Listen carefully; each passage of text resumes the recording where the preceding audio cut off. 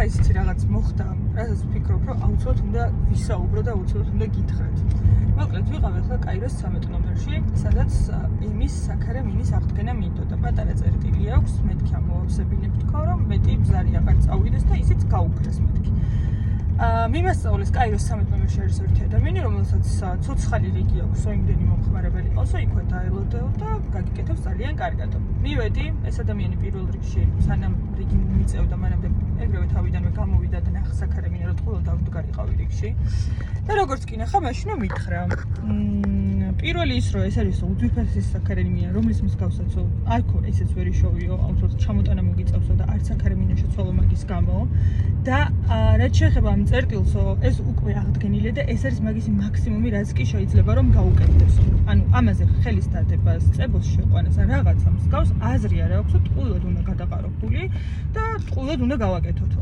არც არავინ არ მოგატყუოს. შეიძლება გითხრანო, რომ აი ახლა მე აქ წებოს შევიყვან, რაღაცა გავამაგრებ, რომ ბზარი აღარ წავიდეს, ასე შემდეგ და ასე შემდეგ. არავის არ მოათხოვებინა თავი და ტყუილად ფული არავის არ გადაუხადო. ანუ ამას მეუბნება ადამიანი თვითონ, ვინც ამაზე მუშაობს და შეეძლო ეთქვა, რომ მოდი კი, წებოს შევიყვანოთ, რაღაცა გავამაგროთ, ეს გავაკეთოთ, ის გავაკეთოთ და ფული გადაიხდოვინებინ, მაგრამ არ გადამახდოვინა ფული და არ მომატყუა.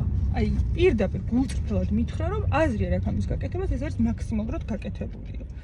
არც საქარე მინა არ შეცვალო, იყოს ეს წერტილიო, ძალიან დიდი ალბათობით მანდ არანაირი ბზარი აღარ წავაო და ვიცხოვრო მშვიდად და ბედნიერად და აი, გაოგნებული ვარ მართლა. აი აქ მუშაობს კაიროს 13 ნომერში ეს ადამიანი.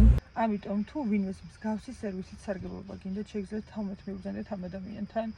მე მისი საქმის ხარისხი ვერ გამოვცადე, მაგრამ იმ ხელა რეკომენდაცია მივიყიდე თან ცოცხალი რიგი რომ აქვს იმდენი ხალხი ყავს, უკვე ცხადია რომ კარგად მუშაობს და ყველაფერი ამასთან ერთად არის პატიოსანი ადამიანი, რომელიც არ მოგატყუებს და ფულს ტყუილად არ დაგახარჯინებს და ეს არის ყველაზე მნიშვნელოვანი. ჯერ საერთოდ გაუგნებულიო როგორ მიმართებს ამ მანქანას დაკავშირებით ყველა ხელოსანში.